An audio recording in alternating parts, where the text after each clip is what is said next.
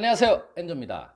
네, 지난번 영상에서요, 그러니까 제 채널에서죠, 제가 여러 가지 그 일본에 대한 이야기를 주로 다뤘지 않습니까? 뭐 장점도 말씀드리고 단점도 많이 말씀드렸었는데, 이걸 참 어떻게 말씀드려야 될까요? 여러분들 많이 그 뉴스 보셨죠? 기사 접하셨을 줄 알고 있습니다. 아베가 드디어 한국에 대한 보복 조치를 시작을 했습니다. 네, 경제 보복이 이제 시작이 됐어요. 여러분들도 잘 아시다시피 강제징용 피해자분들에 대한 대법원에서 판결이 있었죠. 배상 판결이 있었는데 그것을 아베 정부가 받아들이지 않고 불만을 표시하고 거부를 하고 뭐 그 뒤에 우리 정부에서 한국과 일본에서 어떤 기금을 조성해서 그 피해 보신 분들에게 배상을 하는 쪽으로 제안을 했던 적도 있다고 합니다. 결국 일본이 그것을 받아들이지 않았죠. 뭐 좋습니다. 일본의 입장에서 봤을 때는 국익을 위해서 뭐 여론도 있고 그죠? 정치적으로 많은 판단을 했어야 됐기 때문에 일본의 총리 입장으로서는 뭐 그럴 수도 있겠다는 생각이 듭니다. 그런데 여러분, 아베는 분명히 그러한 것들을 정치적으로 이용을 하려고 했고 지금 지나온 것에 이렇게 결과를 보면 역시나 활용을 하고 있어요. 근데 이 시점에서 아베가 반도체 분야의 재료죠. 네, 그쪽에 먼저 스타트를 해가지고 한국 쪽에 경제 보복을 취하고 있습니다. 여러분, 이거 어디서 뭔가 본 듯한 느낌 안 드세요? 저는 아베가 이 액션을 취하는 걸 보면서 얘가 트럼프한테 뭔가를 좀 배웠구나. 근데 뭐 직접적으로 뭐 가르쳐주고 뭘 받았는지는 뭐 솔직히 잘 모르겠습니다. 그렇지만 객관적인 관점에서 제가 느끼는 거는요, 아베가 드디어 뭔가의 돌파구를 찾았다. 한일 관계에서 자기가 어떻게 해야 될지, 궁지에 몰렸을 때 혹은 자기네들한테 조금 불리한 것이 다가왔을 때에 어떻게 해야 되는지를 간접적으로 미중 무역을 통해서 아베가 좀 배웠다, 벤치마킹을 했다, 뭔가를 얘가 팁을 얻었다 라고 하는 부분이 조금 생각이 듭니다. 이거 굉장히 중요한 이야기거든요. 제 채널에서 일본에 관한 부분을 다룬 적이 있어요. 그 다음 제가 그 이야기를 하면서 아마 장인정신 이야기를 하면서였지 않나라고 생각이 듭니다만은, 그래도 일본이 살아남고 어떤 강하게 이 제조업에서 굳건하게 그래도 자리를 지킬 수 있고 부자가 망해도 3대는 간다라고 할 수 있는 그 근거는 바로 원천 기술, 부품, 재료, 원자재 이런 것들이 있기 때문에 우리가 일본을 쉽게 보면 안 된다라는 취지의 여러 말을 아마 여러분들께 드렸던 기억이 있습니다. 일본은 원천 기술 부분에서 굉장히 강해요. 그리고 부품이라든가 지금 아베 정부가 이야기한 그 반도체 부분의 재료, 뭐 지금 좀 이따 뒤에 말씀드릴 겁니다만, 반도체 부분에 사용이 되는 그 재료가 지금 이제 스타트일 뿐이라고 저는 생각을 해요.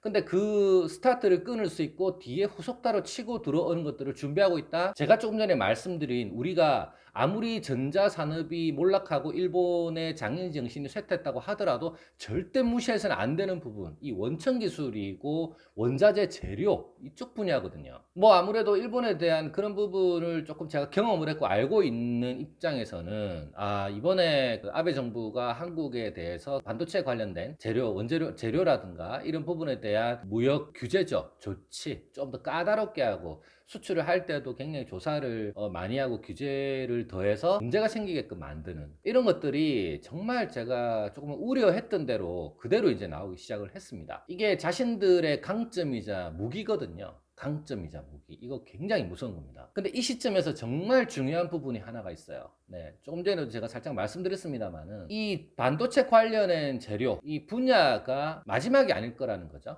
처음이자 마지막이 아니라 이제부터 시작이 됐다고 보는 게 맞을 겁니다. 어떻게 보면 지금 같은 경우에는 반도체 분야를 먼저 건드렸기 때문에 삼성, SK 같은 하이닉스 그죠? 이런 부분의 큰 회사들, 대기업들 그로 인해서 연관되는 많은 제품들 타격을 입겠죠. 그렇게 되면 자연스럽게 중소기업으로 넘어올 거고 협력업체로 넘어올 거고요. 많은 문제들이 생길 겁니다. 그렇지만 당장 만약에 일본에서 이 전 세계 시장의 70%, 90% 정도를 독점을 하고 갖고 있는 것들이 시장이 풀리지 않는다. 그러면 먼저 타격을 입고 불편을 감수해야 되는 거는 우리나라 쪽이죠. 우리나라 기업들입니다. 물론 그 뒤에는 2차로는 그러한 부분을 생산하고 우리 쪽으로 수출하는, 실제 그걸 수출하는 무역회사들도 타격을 입을 거라는 말입니다. 물론 이거는 정치적으로 일본 국내에서 풀 거라고 저는 생각을 합니다만, 약간 이거는 생각을 해야 돼요. 제 생각에는 일본 정부가 일방적인 희생을 강요하게 할 것 같진 않아요. 왠지 일본 정부가 그 회사들한테. 그런 면에서 본다면 우리나라 언론이 이야기하는 것들과 우리나라 정부에서 이야기하는 것들과 실제로 일본에서 일어나는 것들이 조금 다를 수 있다라는 거죠. 이 다를 수 있는 것에서 올 수 있는 실수는 뭐냐면요. 아, 이렇게 하다가 해결되겠지. 이렇게 하다가 뭔가가 잠잠해지겠지라고 생각하면 절대 안 된다는 겁니다. 지금 이 타이밍에는. 조금 전에 말씀드린 것처럼 반도체는 이제 시작일 뿐이에요. 반도체부터 시작해서 다른 산업으로 옮겨갈 거고요. 그 다른 사람이 또 다른 산업으로 갈 거고요.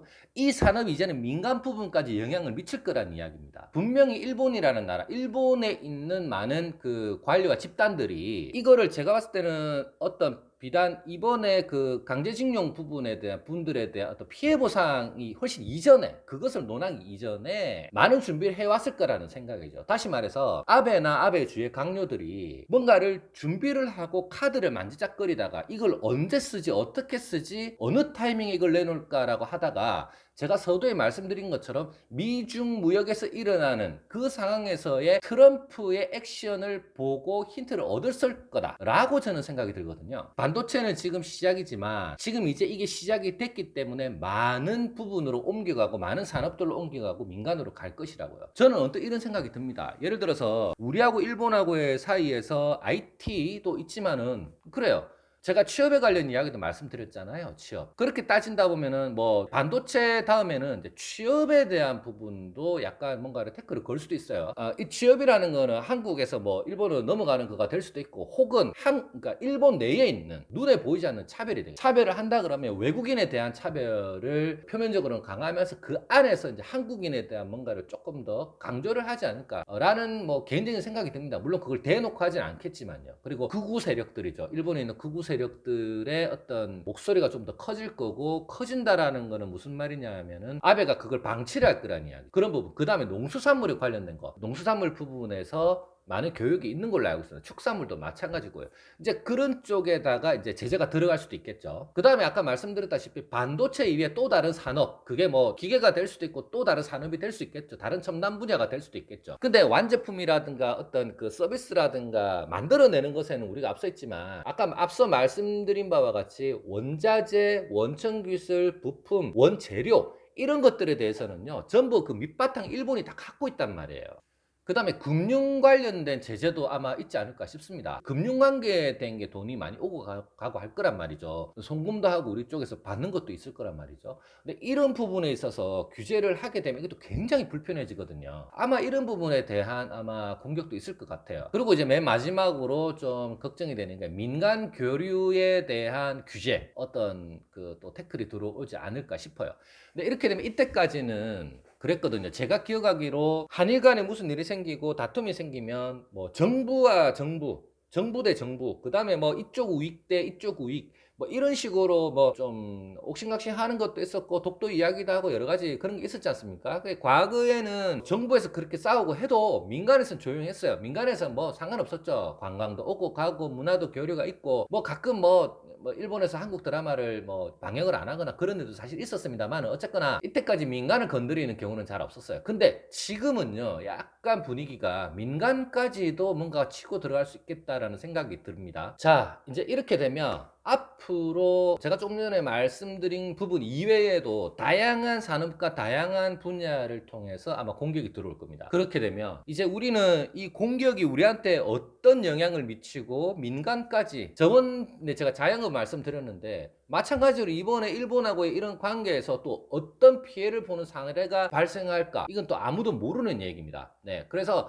혹시 이 영상을 시청하시는 분들 중에 한번 자기 회사, 그 다음에 자기가 하고 있는 사업에 대해서 한번 환기를 시켜서 한번 확인해 보실 필요는 있을 것 같아요. 이거 매우 중요한 타이밍이고 매우 중요한 시기입니다. 그리고 끝으로 제가 이 시점에서 굉장히 아쉬운 거는 딱 하나 있습니다. 일본은 굉장히 준비를 많이 해왔다는 느낌이 듭니다. 일본이 반도체의 재료라든가 이런 것들을 가지고 뭔가를 압박을 하고 있다는 거는 충분히 이것을 시작으로 해서 다른 산업으로 갈 수 있는 충분한 준비가 되어 있는 것 같다. 그리고 일본의 언론들에서 나오고 있는 걸 보면요, 이미 제가 지금 말씀드린 것처럼 뭐 반도체 관련된 거 이외에도 여러 가지 다양한 경제보복 조치를 준비를 하고 있는 것 같아요. 네, 물론 제가 뭐 일본이 준비하고 있는 걸 말씀드리고 있습니다만은, 우리나라 정부에서도 방법과 수단과 방법을 다 동원을 해서 알아보고, 그 다음에 경제인들과 이 부분에 대해서 고민을 하고 있을 거라고 저는 믿고 있습니다. 그래서 어쨌든 이 시기를 잘 넘겼으면 좋겠고요. 당연히 당연히 넘겨야 합니다. 혹시 만에 하나라도 해결책이 없고 늦게 대응을 해서 우리나라의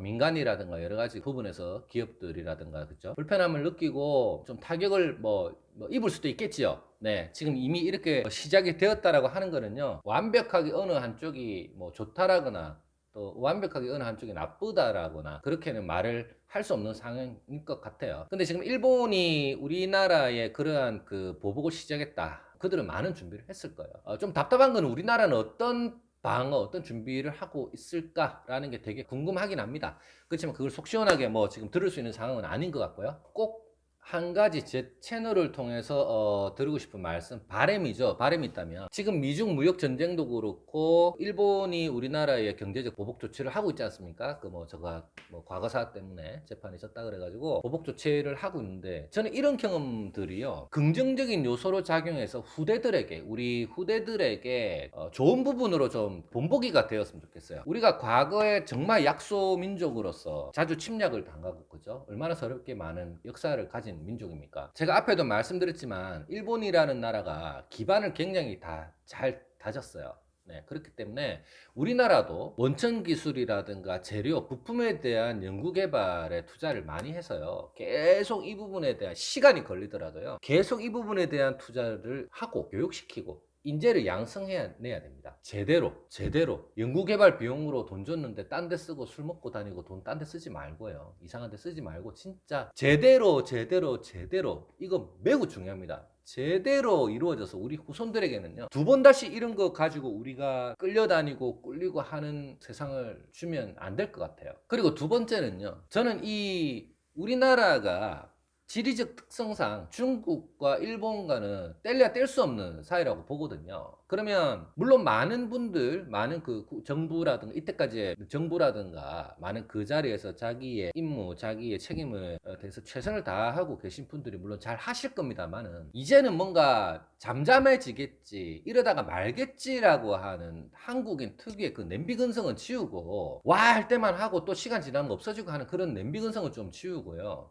좀 주변 국가를 철저하게 분석하고 우리도 뭔가가 시간이 걸리더라도 계속 뭔가를 준비해서 축적을 시켜나가야 되지 않을까, 그런 생각이 들어요. 근데 왜 그런 생각이 드냐면, 이런 일이 있을 때마다 우리나라가 결국 일본이나 중국에 대하는 것들을 이렇게 보면요, 그렇게 축적을 해놓은 게 없는 것 같아요. 계속 그 상황만 모면하려고 하는 게 느껴지고, 과거로부터 지금도 보면은 뭔가 그렇게 특별하게 이 두 나라를 대하는 게, 아무리 그 중간에 껴서 약속이고 우리가 꿀리는 게 많다고 하지만, 꿀리는 와중에서도 뭐 쉽게 말하면 그 꿀리는 것도 좀 세련되셔야 되는 거거든요. 네, 그런 부분이 좀 축적이 안 되고 있는 거 아닌가라고 하는 아쉬움. 네, 요 두 가지가 굉장히 큰 아쉬움입니다. 앞으로는 이게 이 두 가지 아쉬움이 언제쯤 좀 나아지고 언제쯤 좀 개선이 될지는 모르겠습니다만, 이제는 이런 세상, 이런 대한민국을 우리 후손들에게 더 이상 물려주어서는 안 된다라는 생각을 기성세대 입장으로서 하게 됩니다. 물론